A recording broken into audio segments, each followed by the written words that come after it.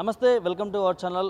నేడు తెలంగాణ రాష్ట్రంలో కాంగ్రెస్ ప్రభుత్వం ఏర్పడడానికి ముఖ్య కారణం నిరుద్యోగ యువత అని సోషల్ మీడియాలో వైరల్ అవుతోంది. మనం కూడా రీసెంట్గా చూసినాం. సో ఇక్కడ చూడొచ్చు, బస్సు యాత్ర ఏదైతే గతంలో ఎన్నికల ముందు, అసెంబ్లీ ఎన్నికల ముందు కాంగ్రెస్ పార్టీ అధికారంలోకి రావాలి, బీఆర్ఎస్ పార్టీ పైన వ్యతిరేకత తీసుకొచ్చి కాంగ్రెస్ పార్టీ అధికారంలోకి వస్తే మా ఉద్యోగాలు ఇస్తుంది అని చెప్పి నిరుద్యోగ యువత కథం కట్టి వెన్ను బిగించి మరి ఎన్నికల యాత్రలో ప్రచారం చేసి బస్సు యాత్ర అని చెప్పి తీసుకుపోయిన నేపథ్యం మనకు కనిపించింది అసెంబ్లీ ఎన్నికల్లో. సో ఇది నిదర్శనం అని చెప్పుకోవచ్చు. మనం ఏదైతే ఫొటోస్ చూస్తున్నామో, సో ఇక్కడ చూడొచ్చు క్లియర్గా, ఎక్కడైతే ప్రచార యాత్రలో అక్కడ స్నానాలు చేస్తూ, అక్కడ వంట చేసుకుని అక్కడే ప్రచార యాత్రలో తిని కాంగ్రెస్ పార్టీ అధికారంలోకి రావాలి, అమ్మ అక్కలు అన్నలు అందరినీ ఒప్పించి కాంగ్రెస్ పార్టీకి ఓటు వేయించి ఇవాళ చూడొచ్చు, ఇక్కడ రాష్ట్రంలో కాంగ్రెస్ పార్టీ అధికారంలోకి రావడం కీలకంగా నిరుద్యోగ యువత ముఖ్య పాత్ర పోషించిందని చెప్పుకోవచ్చు. సో మరి వచ్చిన తెలంగాణ రాష్ట్రంలో కాంగ్రెస్ ప్రభుత్వం పైన నిరుద్యోగ యువత ఇవాళ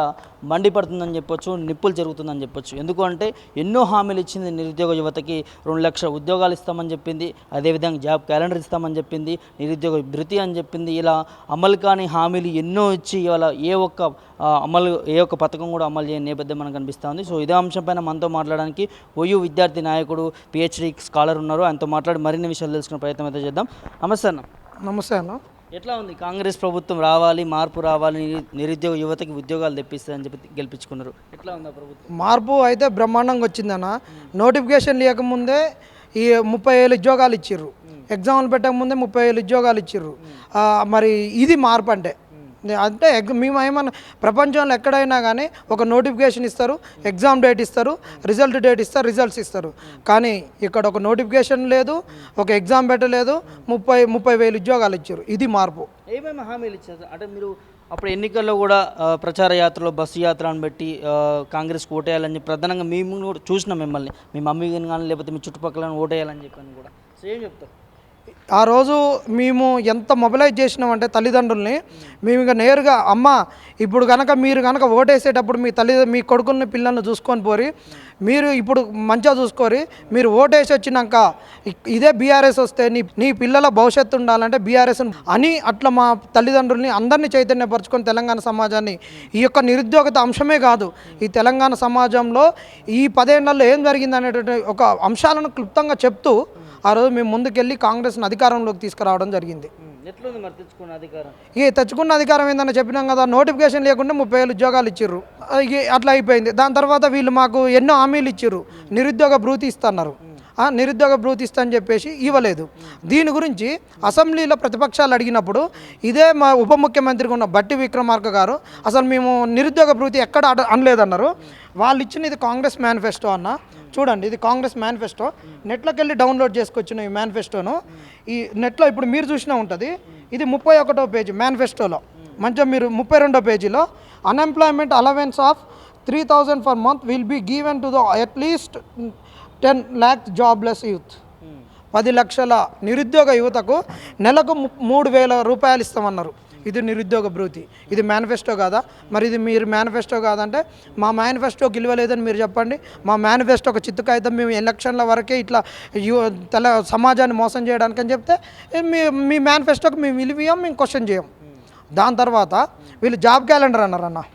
జాబ్ క్యాలెండర్ అని చెప్పేసి వీళ్ళు అన్ని ప్రధాన పత్రికలలో నవంబర్ 30కి ఎలక్షన్లు అయితే 25వ తారీఖు నాడు ఇచ్చారు. ఇది జాబ్ క్యాలెండర్కి సంబంధించినటువంటి పత్రిక ప్రకటన.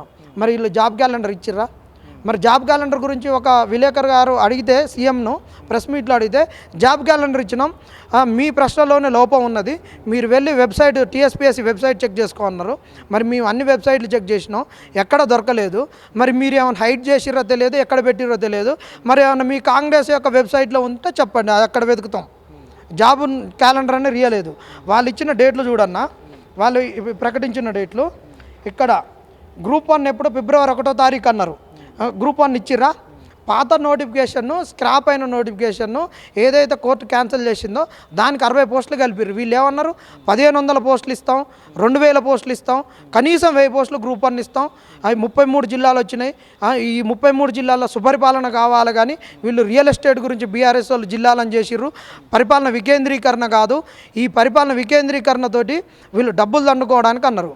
మరి ఈరోజు మరి గ్రూప్ 1 ఆఫీసర్ లేకుండా నువ్వు ఏ విధంగా పరిపాలన చేస్తావు చెప్పండి? మరి మరి ఈ గ్రూప్ 2 పోస్టులు అన్నావు. గ్రూప్ 2 పోస్టులు చూడండి, ఏప్రిల్ 1వ తారీఖు ఏప్రిల్లో ఇస్తున్నావు. మరి ఏప్రిల్ ఫుల్ అయిపోయిందా, ఏమైపోయింది? ఇలా గ్రూప్ 2 పోస్టులకు నోటిఫికేషన్ ఇచ్చినావా? దాని తర్వాత గ్రూప్ 3 జూన్ 1కి అన్నావు. మరి జూన్ 1కు మరి నోటిఫికేషన్ ఇచ్చి నువ్వు ఉత్సవాలకు పోతావు, ఎట్లా పోతావు చెప్పు. ఇవన్నీ డేట్లు కదా, మరి ఈ డేట్లు ఎక్కడ ఇచ్చినో నోటిఫికేషన్ చెప్పాలి. ఇది మోసం, కాంగ్రెస్ చేసిన ఒక పెద్ద మోసం. ఇంకొకటి దాంతోపాటు వీళ్ళు చేసిన ఇంకొక మోసం ఏంటంటే వీళ్ళు టెట్కు సంబంధించినటువంటి డిఎస్సికి సంబంధించినటువంటి ఒక మోసం. డిఎస్సికి కూడా వీళ్ళు రేవంత్ రెడ్డి గారు ఏమన్నారంటే మేము ఉద్యోగాలు ఇస్తాం మొత్తం. ఆ రోజు కేసీఆర్ గారు చెప్పినటువంటి ఉద్యోగాలను కూడా వీళ్ళు చాలా చెప్పడం జరిగింది. మేము ఆ రోజు 26 లక్షల ప్రతి ఊళ్ళో 26,000 స్కూళ్ళు ఉన్నాయి. ప్రతి స్కూల్కి ఒక నోటిఫికేషన్ ఇచ్చిన 26,000 ఉద్యోగాలు ఉంటాయని చెప్పారు. ఈరోజు వీళ్ళు 11,000 ఉద్యోగాలు ఇచ్చారు. 11,000 అంటే ఏంది? గత ప్రభుత్వం 5,000 ఇస్తే 6,000 కల్పించారు. ఇంకో టెట్ ఫీజు 1,000 రూపాయలు చేసారు. గతంలో 200 ఉంటే 1,000 చేసారు. మరి ఇది మోసం కాదా? ఇది దగ కాదా?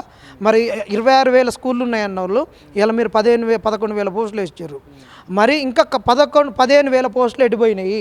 మీ కాంగ్రెస్ వాళ్ళ పిల్లలకి ఇద్దాం అనుకున్నారా? మీ కాంగ్రెస్ కార్యకర్తలకు ఇద్దాం అనుకున్నారా? మరి లంక బిందెలు ఉన్నాయని అనుకున్నాము, ఇట్లా లంక బిందెలు లేవు, ఖాళీ బిందెలు ఉన్నాయి అనుకున్నారు. మరి మీ కార్యకర్తల ఖాళీ బిందెలు చూపించలేకుండా ఈ ఖాళీలు మీ కాంగ్రెస్ కార్యకర్తల ఇళ్ళకి పంపించారా చెప్పరి. లేదంటే మీరు 15,000 స్కూళ్ళు మరి మూసేసిరా చెప్పండి. విద్యను ఏం చేసిరు? మీరు మూసేసిరా చెప్పండి ఆ స్కూళ్ళను. ఇది మోసం కాదా? ఈ మోసాలను పసిగట్టినటువంటి నిరుద్యోగ యువత ఆ రోజు బీఆర్ఎస్ ప్రభుత్వం ఎట్ట పోవాలి, ఇంటికి పోవాలనుకున్నామో ఈరోజు ఎమ్మటే అంటే 10 సంవత్సరాలు ఈ ప్రభుత్వం పట్ల జాగృతతో ఉన్నాం కాబట్టి బీఆర్ఎస్ ప్రభుత్వం మోసాల పట్ల అదే ఎమ్మటే ఈ కాంగ్రెస్ ప్రభుత్వం కూడా మోసం చేస్తుందని ఎమ్మటే గ్రహించి ఇంకా ఎక్కువ రోజులు ఉండొద్దు, మళ్ళీ వీళ్ళు 4 ఏళ్ళ ఉద్యోగాలకు మళ్ళీ వీళ్ళు ఎన్నికలప్పుడే ఇస్తారు కాదు అని చెప్పేసి ఈ నిరుద్యోగ యువత కాంగ్రెస్కు బుద్ధి చెప్పాలని ఎంపీ ఎన్నికలలో కూడా ఎక్కడ ప్రచారం చేయలేదు. మేము ప్రచారం చేయలే కదా, ఎంపీ రిజల్ట్లు మీకే చెప్తాయి. నిరుద్యోగ యువత పవర్ ఎలక్షన్లో నిరుద్యోగత పవర్ ఏందనేది నిదర్శనం కానుందని అంటారు. 100%. మీరు కాంగ్రెస్ వాళ్ళు ఎన్నైనా చెప్పుకోవచ్చు. 17కు 17 మీ ఒకటి ఎంఐఎంకి తీసేస్తే 16 మీ అనుకోవచ్చు, అసలు మొత్తం మాయ అనుకోవచ్చు, బంపర్ మెజారిటీ అనుకోవచ్చు, పక్కన ఇంకొక పార్టీలు మాయ అనుకోవచ్చు, ఇంకొకటి అనుకోవచ్చు. పక్కా ఇలా కాంగ్రెస్కు బుద్ధే చెప్తారు తెలంగాణ సంవత్సరం ఎన్నికల ముందు